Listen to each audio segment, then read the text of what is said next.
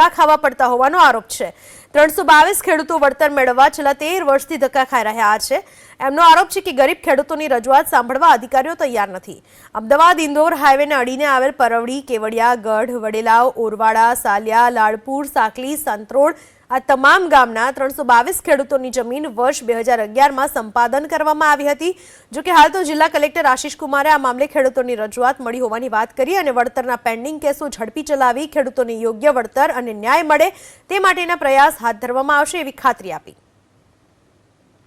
Indore Ahmedabad national highway में अमारी जमीन संपादित थयेली छे। आज 13 वर्ष थया छे, छतां पण અત્યાર સુધી अमने एनुं वळतर मळेल नथी। जे बाबतनी रजूआत अमे आज कलेक्टर ऑफिसमां करी छे અને કલેક્ટરશ્રી અમને યોગ્ય પ્રત્યુત્તર આપતા નથી। ગરીબ અને નાના સીમાંત ખેડૂતોની જગ્યા ઇન્દોર અમદાવાદ નેશનલ હાઈવેમાં સંપાદિત થયેલ છે।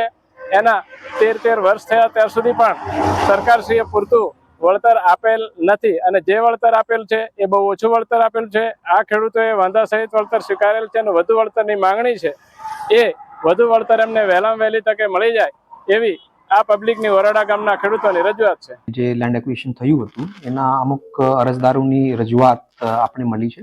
જે તે વખતે જ્યારે એક્વિઝિશન થયું આ લોકોએ વાંધો સાથે વળતર સ્વીકાર્યું હતું। એનો લવાદના જે કેસો છે એ હાલ પેન્ડિંગ છે અને આવતીકાલે આ સંદર્ભે એક મિટિંગ પણ બોલાવી છે અને તાત્કાલિક આ પ્રોસેસ જે છે એને ચાલુ કરીને એને યોગ્ય નિર્ણય સુધી આવી જાય એ આપણે સુનિશ્ચિત